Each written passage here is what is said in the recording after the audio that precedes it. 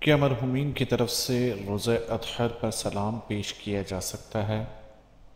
یعنی جو لوگ دنیا سے جا چکے ہیں، نبی اکرم صلی اللہ علیہ وسلم کے روزہ مبارک پر جا کر ان کی طرف سے سلام پیش کرنا کیسا ہے؟ تو سمجھیے اس بات کو کہ ایسا شخص، ایسی عورت جو اس دنیا سے جا چکے ہیں، انتقال ہو چکا ہے، اگر انہوں نے وفات سے پہلے وصیت کی ہو اس بات کی کہ میری طرف سے روزہ اضحیٰ پر سلام پیش کر دینا، تو پھر ان کی طرف سے سلام پیش کرنے میں کوئی حرج کی بات نہیں ہے۔ لیکن اگر اس شخص نے وصیت نہیں کی تھی تو پھر تبرعاً میت کی طرف سے سلام پیش کرنے کی کوئی نظیر ہمیں نہیں ملتی۔ ہاں، یہ ضرور ہے کہ اگر وہ مرنے والا شخص اس بات کا متمنی تھا کہ مجھے موقع مل جاتا، حالات سازگار ہوتے،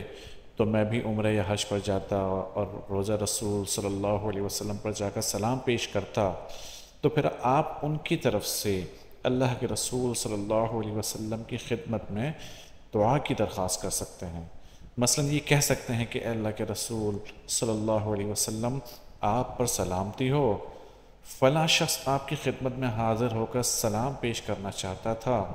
لیکن اس کی یہ آرزو پوری نہ ہو سکی اور وہ اس دنیا سے رخصت ہو گیا۔